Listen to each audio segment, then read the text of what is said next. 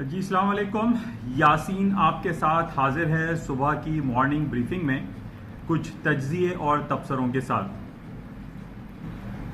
آج 23 اگست ہے اور اس ویک کا آخری دن یعنی ویکینڈ فرائیڈے ہے. اور جس طریقے سے میں آپ سے ہمیشہ یہ کہتا ہوں کہ فرائیڈے کی اہمیت ٹیکنیکل گراؤنڈز پہ بہت زیادہ ہوتی ہے اور آج اس کی اہمیت ٹیکنیکلی اور فنڈامنٹلی بھی زیادہ ہے. اس کی وجہ یہ ہے کہ آج جیسے کہ میں کئی دنوں سے آپ سے بیان کر رہا ہوں کہ جیکسن ہول سیمپوزیم ہو رہا ہے کینسس سٹی میں. آج اس کا دوسرا دن ہے اور آج اس کی امپورٹنس اس لیے بھی زیادہ ہے کہ آج وہاں پہ جرمی پال جو کہ فیڈرل ریزرو بینک کے چیئرمین ہیں وہ وہاں پہ خطاب کریں گے اور تقریباً 120 اٹینڈیز جو ہے وہاں پوری دنیا سے آئے ہوئے ہیں جہاں پہ ڈفرینٹ پوری دنیا کے سینٹرل بینکرز بیٹھے ہوئے ہیں, فائنانس منسٹرز بیٹھے ہوئے ہیں, رپورٹرز ہیں, لیکچرر ہیں, پروفیسرز ہیں. پوری دنیا کی جو فائنینشیل کریم ہم یہ کہہ سکتے ہیں کہ وہاں اس وقت بیٹھی ہوئی ہے اور وہاں میٹنگ ہو رہی ہے. اور اس حوالے سے اس آج کی اہمیت اس لیے بھی زیادہ ہے کیونکہ امریکہ کے انٹرسٹ ریٹ کی جو بازگشت ہے وہ ہم دیکھ رہے ہیں کہ بہت زیادہ بڑھتی چلی جا رہی ہے اور ڈونلڈ ٹرمپ کی طرف سے یہ بہت زیادہ انفلوئنس یوز ہوتا ہوا دکھائی دے رہا ہے کہ وہ چاہتے ہیں کہ امریکہ کا انٹرسٹ ریٹ جو کہ پچھلے دنوں 25 بیسس پوائنٹ کٹ ہوا تھا وہ مزید 1% کٹ ہو جائے. یعنی ہم پچھلے دنوں سے یہ سن رہے تھے کہ جناب 25 بیسس پوائنٹ یا 50 بیسس پوائنٹ انٹرسٹ ریٹ کٹ ہوگا, لیکن اب یہ ٹرمپ صاحب کی طرف سے یہ کہنا کہ انٹرسٹ ریٹ 1% تک ڈکلائن کیا جائے, یہ ایک بہت بڑا جو ہے وہ فائنینشیل مارکیٹ کے لیے ایک بڑی ٹریجڈی بھی ہو سکتی ہے, بہت بڑی موو ہو سکتی ہے اگر ایسا ہو جائے. یہ تمام باتیں آپ سے ذکر کرنے کا مقصد یہ ہوتا ہے کہ ہمارے اور آپ کے ذہنوں میں یہ چیزیں رہیں کہ جناب ایسا بھی ہو سکتا ہے اور دنیا میں اراؤنڈ دا ورلڈ جو ہے باتیں کیا ہو رہی ہیں.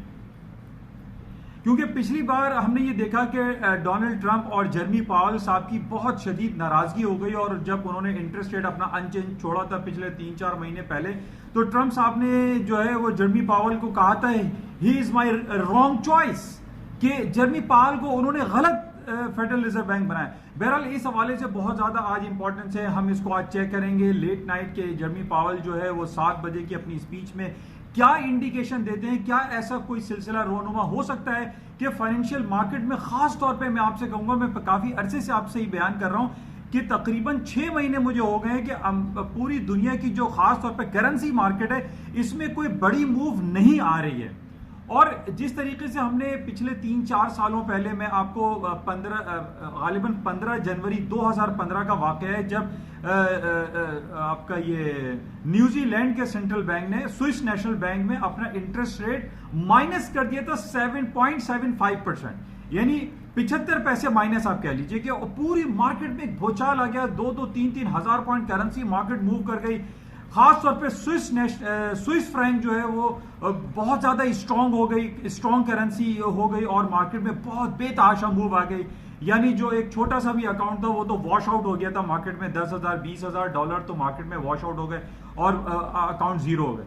تو اس طریقے کی موومنٹ یہ کہا جا رہا ہے کہ اگر امریکہ کی طرف سے فیڈرل ریزرو بینک کی طرف سے کوئی انٹرسٹ ریٹ میں ڈراسٹیکلی ڈاؤن فال آیا, ڈراسٹیکلی اس کو فال ڈاؤن کر دیا گیا, ڈراسٹیکلی انٹرسٹ ریٹ ڈکلائن کیا گیا تو ایک بہت بڑی مارکیٹ میں موو آ سکتی ہے. میں آپ کو ڈرا نہیں رہا ہوں لیکن آپ کو آگاہ کر رہا ہوں کہ مارکیٹ میں یہ کچھ ہو سکتا ہے.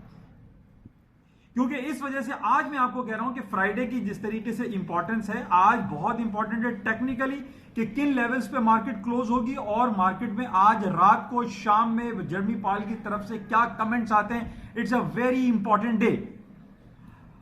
اچھا مختصر میں آپ کو یہ کرتا ہوں, اکثر میری اسپیچ 20 منٹ کی ہو جاتی ہے, لانگ ہو جاتی ہے, لوگ کہتے ہیں کہ یار لمبی ہے, تو میں کوشش کرتا ہوں کہ اس کو کمپیکٹ کروں, کمپائل کروں جلد از جلد. تو بہرحال یہ بڑی امپورٹنٹ ہے. اچھا اس کے ساتھ ہی آج ہم لوکل مارکیٹ میں کراچی اسٹاک ایکسچینج کو دیکھ رہے ہیں کہ سلائٹلی تھوڑا سا 150-200 پوائنٹ مارکیٹ مائنس ہے, لیکن منڈے سے لے کے کل تک ہم نے دیکھا کہ Karachi stock exchange 2000 point plus ہو گئی. یعنی وہ مارکیٹ جو 55,000 پہ چل رہی تھی وہ گرتے گرتے 28,000 تک آ گئی تھی. پچھلے دنوں لوگوں کا دیوالیہ نکل گیا, بیڑا غرق ہو گیا. پوری اسٹاک مارکیٹ کراچی میں جو ہے لوگوں کا انٹرسٹ ختم ہوتا چلا جا رہا ہے اور ابھی بھی مطلب اس کو اٹھنا ہم نہیں کہیں گے. جو 55,000 پہ جن لوگوں نے اپنے شیئرز کو پرچیز کیا تھا وہ ابھی اگر 32,000 پہ بھی انڈیکس ہے 31-32,000 پہ, تو ابھی ان کا جو سفر ہے وہ بڑا لمبا ہے. تو بہرحال آج یہ گڈ نیوز ہے، مطلب اس ہفتے کی good news Karachi stock exchange کے لیے ہے کہ مارکیٹ میں تھوڑی سی تیزی آئی ہے، اسٹاک مارکیٹ پلس میں گئی ہے. لیکن آج فرائیڈے جو کہ تھوڑا سا میں دیکھ رہا ہوں کہ مارکیٹ تھوڑا سا 150-200 پوائنٹ مائنس ہے. اچھا آج بڑا امپورٹنٹ ہے، کل میں نے آپ سے ذکر کیا تھا کہ پاکستان میں سب سے بڑی جو ایک تلوار لٹک رہی ہے وہ FATF کی ہے، فائنینشیل ایکشن ٹاسک فورس، جو کہ ایک پیرس بیس ایسوسی ایشن ہے جو کہ پوری دنیا کی ٹیرر فائنینسنگ اور آپ کا یہ جو منی لانڈرنگ ہے اور جو نگیٹو آپ کے فائنینشیل جو انسٹیٹیوشن ہے جہاں پر غلط کام ہوتا رہا، منی لانڈرنگ ہو رہی ہے اور 2 نمبر طریقے سے اکاؤنٹ اوپن کر رہے ہیں. ہمارے پاکستان میں آپ دیکھ لیجئے نواز شریف اور زرداری کے خلاف جو different fake account cases, fake account جو پراپرٹیز ہیں وہ سلسلہ چل رہا ہے. اس کو بہتر کرنے کے لیے FATF کی جو ڈیمانڈز ہیں اس پہ پاکستان کافی بہتر انداز میں کام کر رہا ہے. اور آج کی جو تازہ خبر ہے اس میں یہ ہے کہ FATF جو پیسیفک ریجن ہے اس نے پاکستان کی تعریف کی ہے اور پاکستان کو یہ کہا ہے کہ یہ بہت اچھا کام کر رہے ہیں. فائنینشیل جو ٹیررزم ہے، جو منی لانڈرنگ ہے یا فائنینشیل انسٹیٹیوشن کی جو خرابیاں تھی ان کو بہتر کرنے میں پاکستان ایک اہم کردار ادا کر رہا ہے. اور پاکستان جو ابھی اس وقت FATF کے گرے لسٹ میں ہے، اٹ مائٹ پاسبل کہ یہ گرے لسٹ سے ہٹ جائے. گرے لسٹ اس کے اوپر سے پاکستان کے اوپر ایک جو داغ لگا ہوا ہے گرے لسٹ کا وہ ختم ہو جائے، جس کی وجہ سے یہ کہا جا رہا ہے کہ آج بڑا امپورٹنٹ ہے. آج ہمارے جو اسٹیٹ بینک کے جو گورنر ہیں مسٹر رضا باقر، آج وہ اپنی رپورٹ بھی پیش کر رہے ہیں اور ہو سکتا ہے کہ پاکستان ان نیکسٹ چند مہینوں میں گرے لسٹ سے ہٹ جائے، جس کی وجہ سے جس کے میں نے آپ کو فوائد بتائے تھے کہ گرے لسٹ سے ہٹنے کے بعد پاکستان کو ڈیفرنٹ ورلڈ بینک سے، IMF سے، ایشین ڈیولپمنٹ بینک سے اور جو ڈیفرنٹ جو ڈونر ایجنسیز ہیں وہاں سے پاکستان کو ایڈ مل سکتا ہے، امداد مل سکتی ہے، فائنینشیل اسسٹنس مل سکتی ہے، جو کہ پاکستان کی اکانومی کے لیے بہت خوش آئند بات ہے. تو بہرحال آج یہ امپورٹنٹ ڈے ہے اور میں آپ کو یہ بتا رہا ہوں کہ آج رضا باقر صاحب ایک رپورٹ پیش کریں گے جس کا ہم یہ دیکھ رہے ہیں کہ پچھلے 4-5 دنوں سے کراچی اسٹاک ایکسچینج میں ایک سائی آف ریلیف آیا ہے، لوگوں کو ایک آسانی ملی، ایک خوشی کا ایک امکان، ایک پازیٹیوٹی جو ہے ہمیں دکھائی دے رہی ہے. تو جس کی وجہ سے کراچی اسٹاک ایکسچینج جو ہے اس ہفتے ہم اوور آل کہتے ہیں کہ پلس میں، اس وقت 100-150 پوائنٹ مائنس ہے. بہرحال اس کے علاوہ جو انٹرنیشنل مارکیٹ کی میں آپ کو جو 2 پوائنٹ بڑے امپورٹنٹ ہمارے پاس چل رہے ہیں، ایک تو کشمیر ایشو کو لے کے پوری دنیا میں بہت ٹینس سچویشن ہے، اس کو ہمیں سیریس لینا چاہیے اور اس کو واقعی میں سیریس لینا چاہیے کہ یہ حالات اچھے نہیں ہیں. پاکستان اور انڈیا ایٹامک پاورز ہیں، یہ پوری دنیا کو باور ہونا چاہیے کہ پاکستان اور انڈیا ایٹامک پاور ہونے کی وجہ سے کوئی بھی ایک غلط کام اگر کر دیا تو پوری اکراس دی بورڈ، پوری انسانیت کے لیے، پوری دنیا کے لیے بہت زیادہ نیگیٹو ہوگا. ہم یہ دیکھ رہے ہیں کہ جاپان میں اور ہیروشیما اور ناگاساکی میں پچھلے 74 سال پہلے امریکہ نے ایٹم بم جو گرایا تھا اس کا خمیازہ آج تک دنیا بھوگت رہی ہے.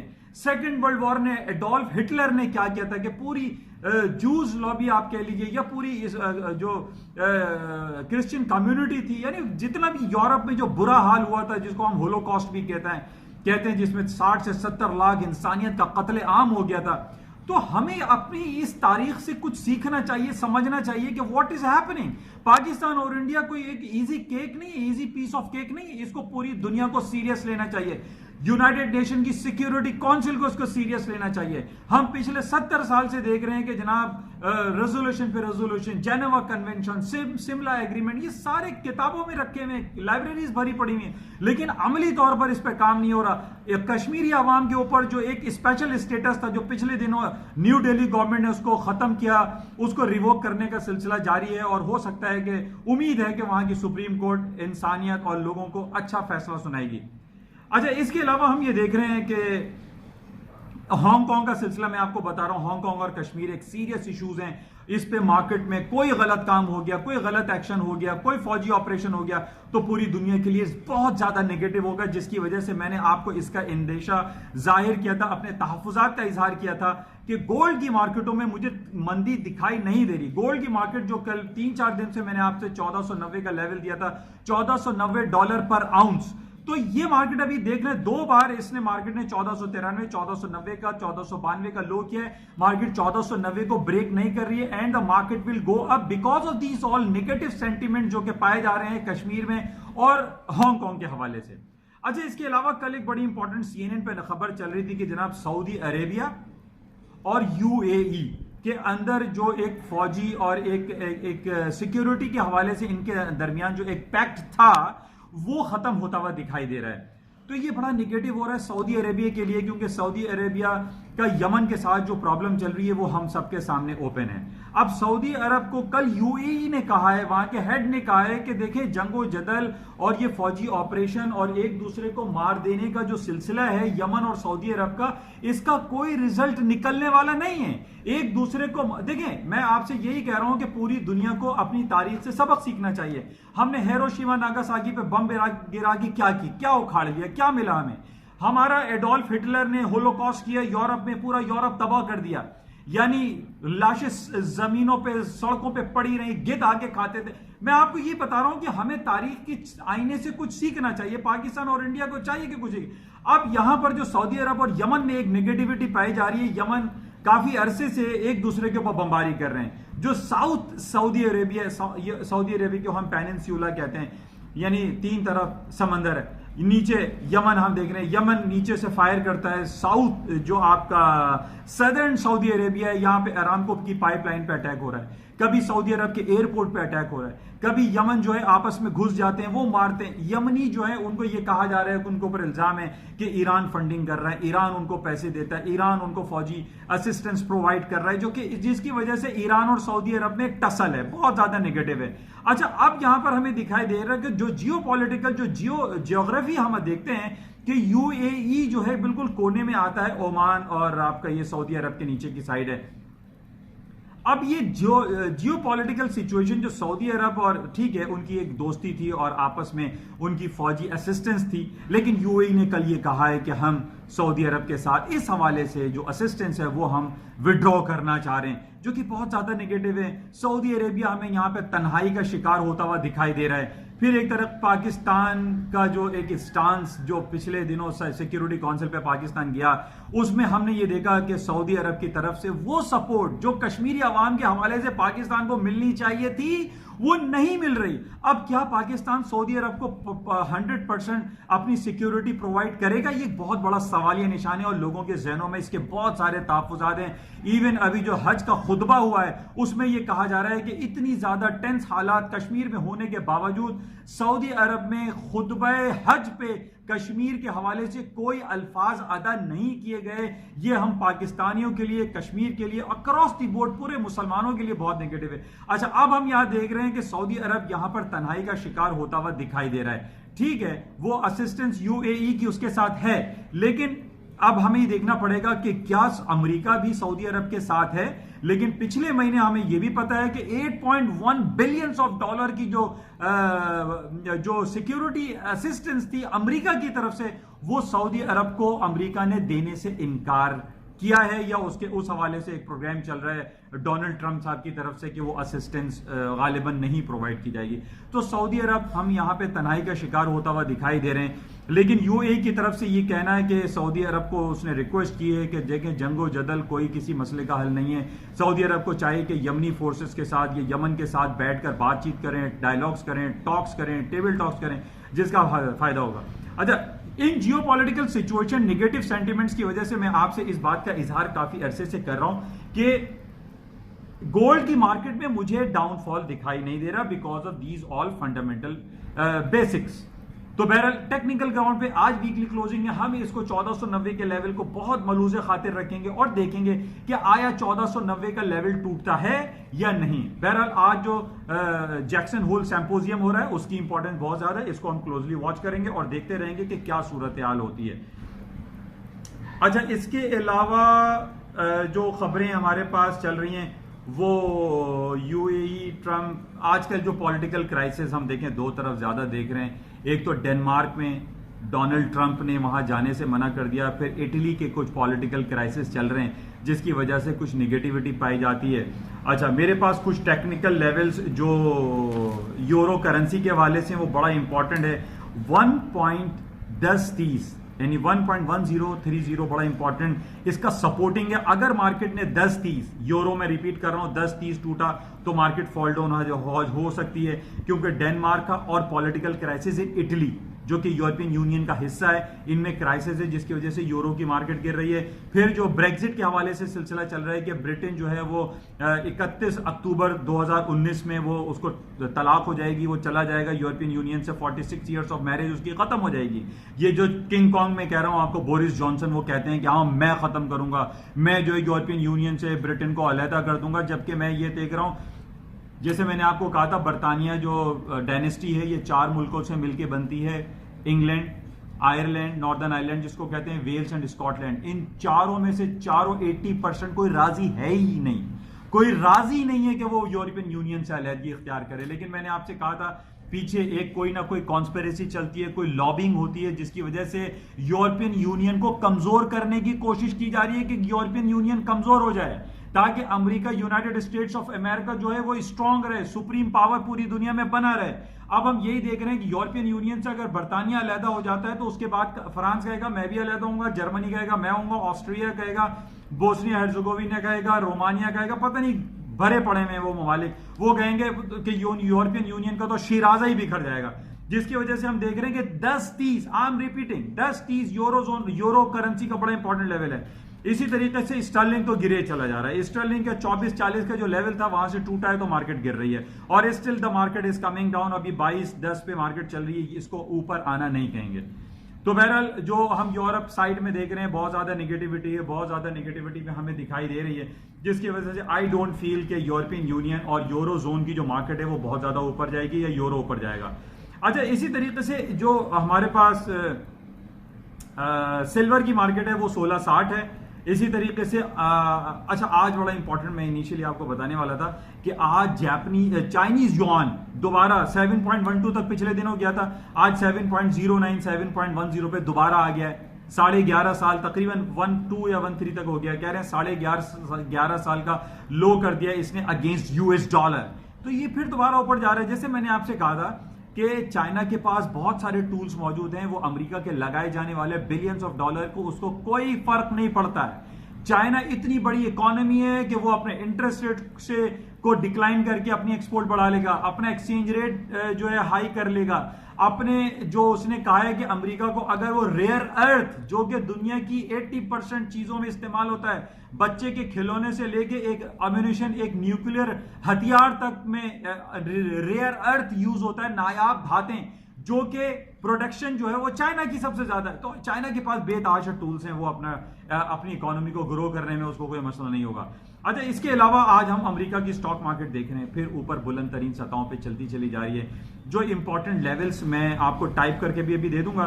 تو اس کے لیے 29.40 آج ٹیکنیکلی ویکلی از اے very important level. 29.40 British pound S&P 29.40. 26,400 کے اوپر اگر بند ہوتا ہے ڈاؤ جونز اوپر، 78 فگر 7800 سے اوپر نیسڈیک کلوز ہوتا ہے تو مارکیٹ ول گو اپ. تو یہ امپورٹنٹ لیول ہے، میں آپ کو ٹائپ کر کے ابھی دیتا ہوں. تو بہرحال یہ ساری امپورٹنٹ ساری چیزیں ہوتی ہیں، اور میں کوشش کرتا ہوں کہ اس 10 منٹ 15 منٹ کے ٹائم پیریڈ میں آپ کے ساتھ جو ہے وہ زیادہ سے زیادہ چیزیں شیئر کر لی جائیں. تو بہرحال آج جو پائل اپ ہم کر لیتے ہیں، جو کلوزنگ کر لیتے ہیں، تو آج سب سے زیادہ جو امپورٹنٹ ہے وہ جیکسن ہول سمپوزیم ہے جو کہ کینسس سٹی میں سالانہ ہوتا ہے، بہت امپورٹنٹ ہے. اور آج وہاں پہ جرمی پال صاحب اسپیچ دیں گے، اور اس کے ساتھ ہی یہ جیکسن ہول جو ہے وہ کل ختم ہوگا. یہ بڑی امپورٹنٹ، آپ میری بات یاد رکھیے گا کہ اس کی کلوزنگ کل ہے، یعنی کل جب اس کے کنکلوڈنگ ریمارکس آئیں گے جیکسن ہول سمپوزیم کے، تو اس کا امپیکٹ منڈے کی مارکیٹ اوپننگ پہ ہوگا جو رات 3 بجے کھلتی ہے. تو اس لیے ہمیں یہ سیٹرڈے نائٹ کی کلوزنگ پہ، سیٹرڈے نائٹ کے کنکلوڈنگ ریمارکس کو بہت کلوزلی واچ کرنا ہے کہ جیکسن ہول سمپوزیم میں کیا کنکلوڈنگ ریمارکس، کیا ریمارکس آتے ہیں. تو بہرحال یہ ایک مختصر سی اسپیچ آپ کے ساتھ ہوتی ہے تاکہ پوری دنیا میں کیا ہو رہا ہے اس حوالے سے تھوڑا سا آپ کے ساتھ ایک رابطہ قائم کرنے کی کوشش کی جاتی ہے. اور میں جاتے ہوئے پھر آپ سے یہ ریکویسٹ کروں گا کہ چونکہ یہ ایک اردو زبان میں ہے، اکراس دی بورڈ پوری دنیا میں یہ اسپیچ جاتی ہے، تو آپ لوگ اس کو زیادہ سے زیادہ شیئر. ویو تو آپ لوگ کر رہے ہیں، میں دیکھ رہا ہوں کہ 2-2.5 ہزار ویوز ہو چکے ہیں، ویوز آپ کر رہے ہیں، لیکن میں آپ سے یہ ریکویسٹ کروں گا کہ اس کو ویو کرنے کے ساتھ یوٹیوب چینل پہ جا کے اس کو سبسکرائب بھی کریں. تو پلیز یہ میں آپ سے ریکویسٹ کر رہا ہوں کہ اس کو سبسکرائب لازمی کریں یوٹیوب چینل پہ جا کے، اور اس کو شیئر اینڈ لائک بھی کریں. انشاءاللہ آپ سے رابطہ رہے گا. Thank you.